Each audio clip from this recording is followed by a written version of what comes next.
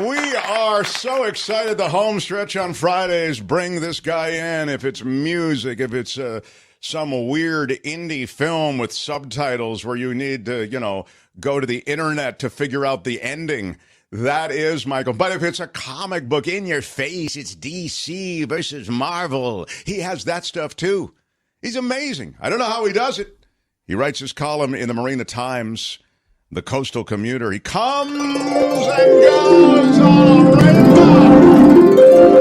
Come on for Michael Snyder. Come on, Michael Snyder. Hey, hi, everybody. You are the culture blaster. I'm happy Blast to away. be here. I'm happy. I'm happy here, but I'm a little sad. I'm a little distraught. Why is that? Sadly, my shark bath toy ate my rubber ducky. Wow, that is tough. Attacked and ate my rubber ducky. If only you'd known about the recall before you put the two in the same tub. It was a big mistake. On the other hand, I'm also really happy. I want to announce the publication of my new broadcast horror novel, In the Mouth of Marky. It's going to be big, I promise you. The Mouth of Marky is a popular... You're going to have to close the Marky Mouth. It's Marky Mouth for the actual title. I want to get serious briefly. Right. Considering the massive and obvious engineering flaws with Ocean Gate's Titan submersible, the fact that they were deliberately ignored by the CEO of the company, also a passenger on the sub, makes him the front runner for a 2023 Darwin Award. All right. Unfortunately...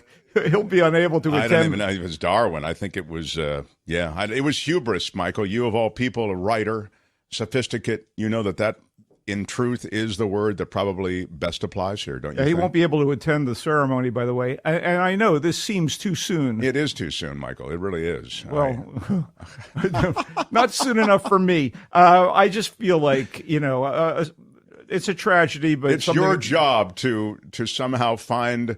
a way to puncture the moment, isn't it? That's who you are. You're a puncturer. I'm the pin in the balloon, baby. You are. Okay. Want to talk movies? Yeah. Speaking of puncturing the balloon, how about the Giants? It kind of ran into a brick wall. We got a double dose of sports in the past day or so of upsetting sports news. On one hand, oh my God, a 10-game winning streak. These kids are fantastic. I am loving Luis Matos. He seems like a natural.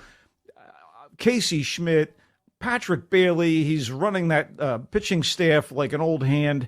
And yet, they hit a wall yesterday. But 10 games in a row, they are in a great position. People never would have guessed. As a matter of fact, MLB.com just tried to keep ignoring the winning streak. How about these Cincinnati Reds? They just hate us out here on the West Coast. There's never been anything like this. I'm excited about them, and I'm thrilled to see that they're in the catbird seat right now. They're ready to make a leap at the Diamondbacks this weekend. Go Giants. Also, kind of strange news from Warriors Central. Jordan Poole, who obviously was one of the sloppiest ball handlers in the history of the Warriors, moved to the Wizards for the hated Chris Paul. This guy was just not, a hero to Warriors fans, well loved. So maybe this is the first in a series of moves. It's a new chapter, Michael. It's a new chapter. Get into it. Smashed it with your iron rod. Smash the new chapter with your iron rod. I want to get into movies. What do you say? Let's do it. Okay. All right, great. let's launch things with idiosyncratic, highly mannered filmmaker Wes Anderson's new movie. Idiosyncratic. Okay. Asteroid City, visually dazzling, star-studded 1950s period piece. Whenever he starts with visually dazzling, you know that the other shoe is about to drop. Okay. Like the script doesn't live up to the... Okay, well, it's go set ahead. in a southwestern desert town that's playing host to a national student science fair. Little do the organizers know that the event will be turned upside down by unexpected visitors. We'll call them unexpected visitors. Except it isn't a simple straight-line narrative.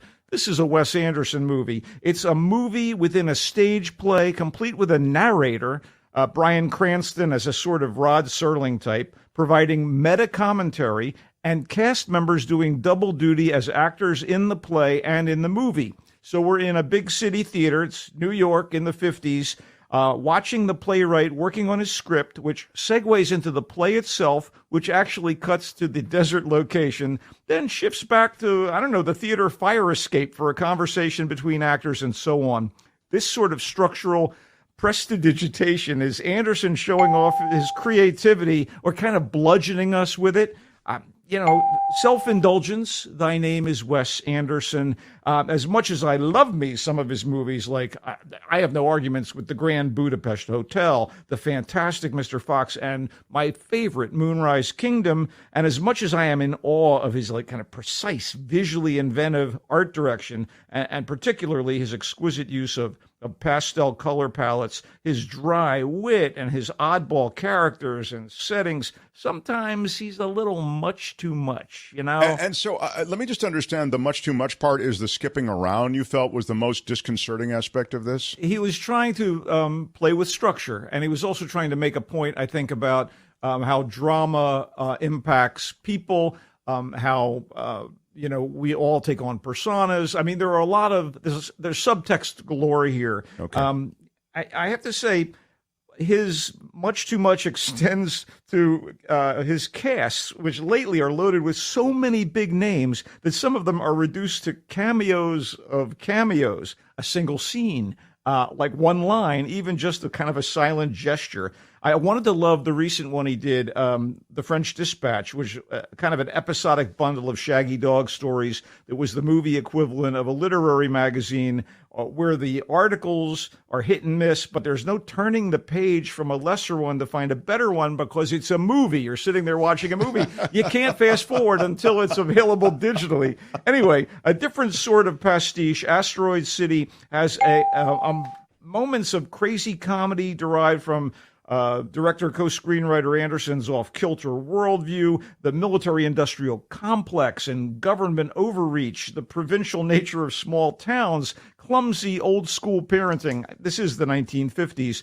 Ships that pass in the night romance, and the kind of profligate lifestyles of the wealthy are targeted. All that stuff is fodder for this guy. And there are some magical moments from an embarrassment of big names, including, but not limited to, Cranston, Jason Schwartzman, Scarlett Johansson, Tom Hanks, Jeffrey Wright, Tilda Swinton, Ed Norton, Adrian Brody, Liev Schreiber, Hope Davis, Steve Carell, Matt Dillon, Hong Chow, Willem Dafoe, Margot Robbie, and is that Jeff Goldblum? Wow. Oh my God, maybe. So, I mean, you're looking at this who's If you who. get it in order, you get extra points. You're looking at this who's who and going, again, an embarrassment of riches. Schwartzman as a widower with 3 precocious young daughters, and Johansson as a movie star with a daughter of her own. Precocious, yeah. Elevate the movie with kind of a lovely chemistry as they enact a brief romantic interlude. So how is this less than the sum of its parts is a question that I can only answer by saying that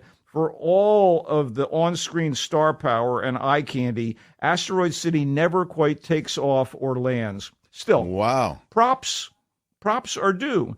For all the typical Anderson quirkiness on display, there are some deep themes here. Random but impactful interpersonal connection and the power of drama are among them. And the color scheme of the desert and the rock formations in the distance look straight out of a Warner Brothers Roadrunner cartoon directed by Chuck Jones. And this does produce one sly gag, or maybe a slight sight gag. The artifice is such that there's very little emotional impact to Asteroid City, which is located at the junction of clever and smug, Mark. That's I love that junction, actually.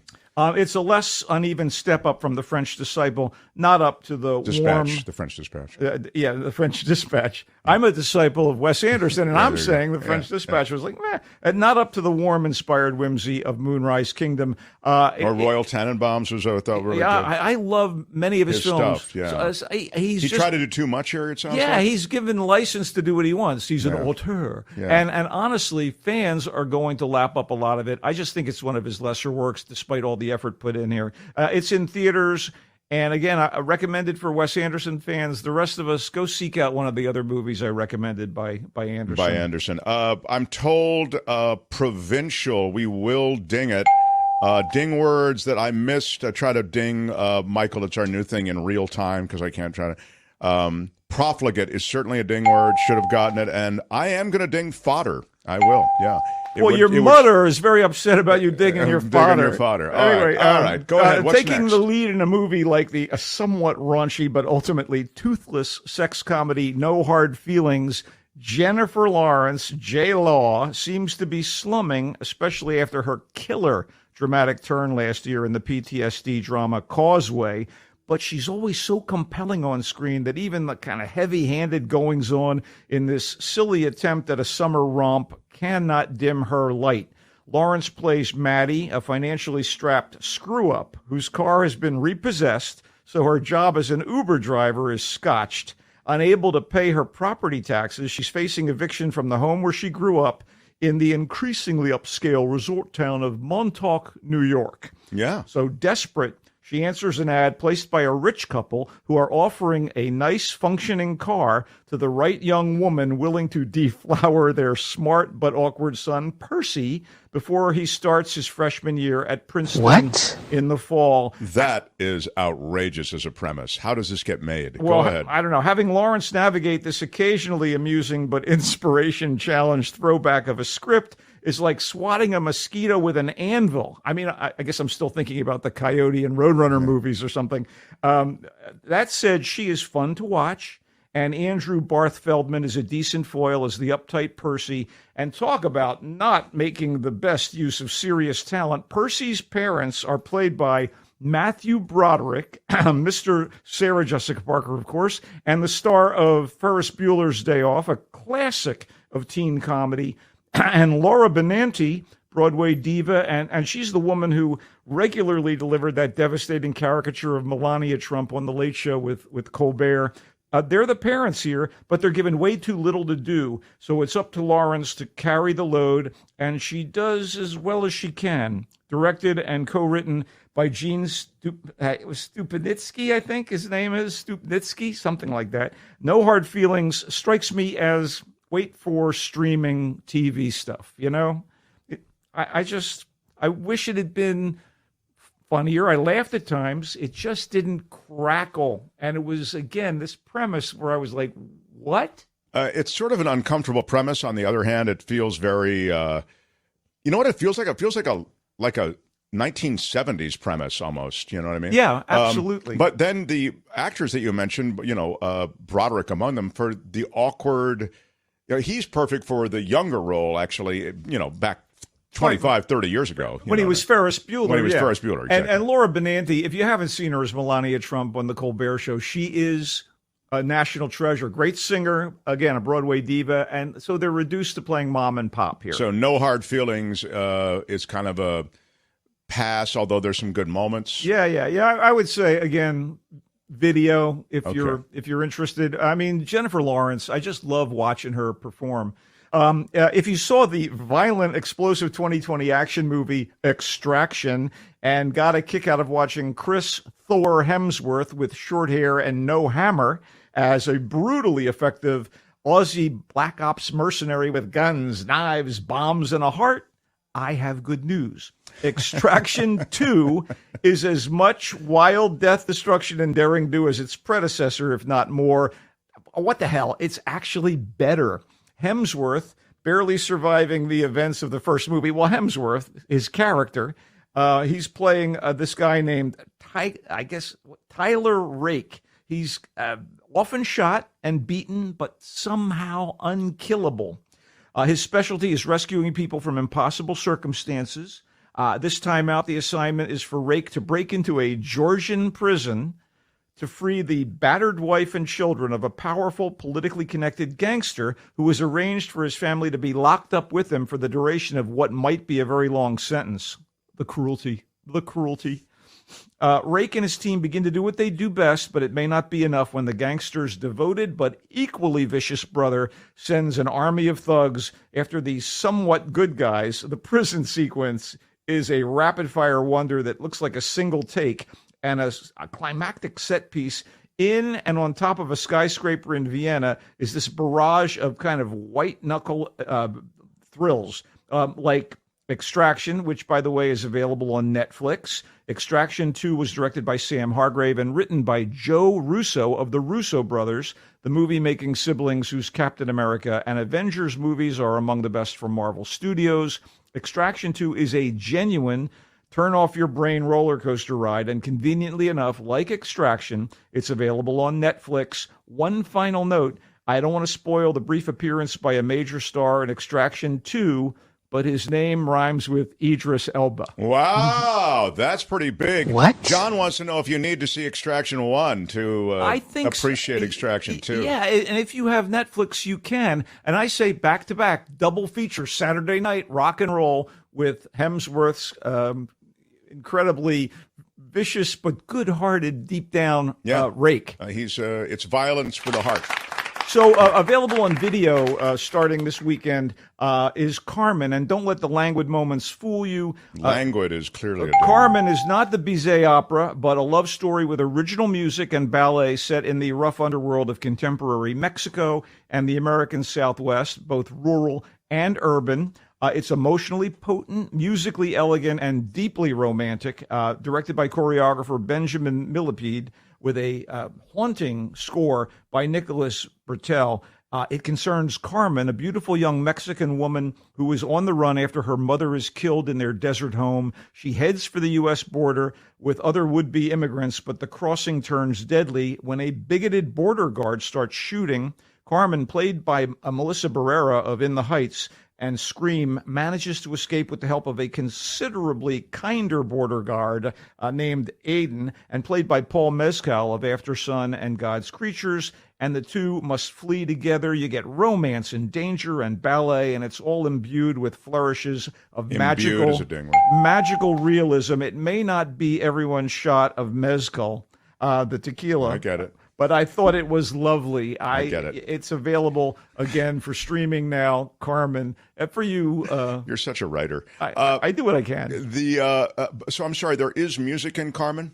Yes, there is, and ballet. Ballet and music, and it's in Espanol or English? It's in both, so subtitles and English for you English speakers. Quickly, we want to talk about a couple of I'm sorry, you know what? Let's jump to television, because Thank you. I really am thrilled to inform everyone involved that Secret Invasion is here. You mentioned my love of superheroes. It's a 6-part gritty Who Do You Trust spy thriller from Marvel, with Sam Jackson reprising his role as super agent Nick Fury and dealing with shapeshifters who have come to Earth and were welcomed by Fury and his buddies, but are now disgruntled because they want a planet of their own. So there's this rebel faction. And what's it called? It's called Secret Invasion.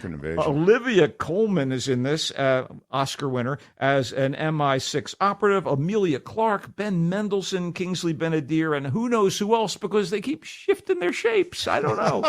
Secret Invasion on Disney Plus. Wow. You really like it, though. I do. You only need to have watched Captain Marvel for backstory, the Captain Marvel movie, which is a change of pace for a lot of this MCU stuff. Right. And finally, I want to mention, and just like that, on HBO Max, or just plain Max, and just like that, guess who's back? Sarah Jessica Parker with season 2 of the Sex and the City sequel. She's playing Carrie Bradshaw, joined by all her girlfriends, old and new, and boyfriends, new and old. And the promise of the estranged Kim Cattrall back in the fold for at least one scene as controversial as man-eater Samantha. And I don't mean she actually is a cannibal. You know what I'm talking about. I get it. Okay. It's sort of it's a metaphorical thing. Yeah, and just like that, we've reached the end of the segment. And just like that, the Sarah Jessica Parker, Sex and the City kids.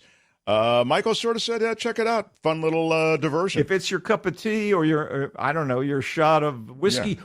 Maybe, or your Long Island iced tea. That would be more appropriate considering Carrie and the girls. Yeah. Secret Invasion is the 6-episode offering that you say is really good. You only need to have seen Captain Marvel. Nick Fury comes in from the cold to help fight the secret invasion of shape-shifting Skrulls. Yeah.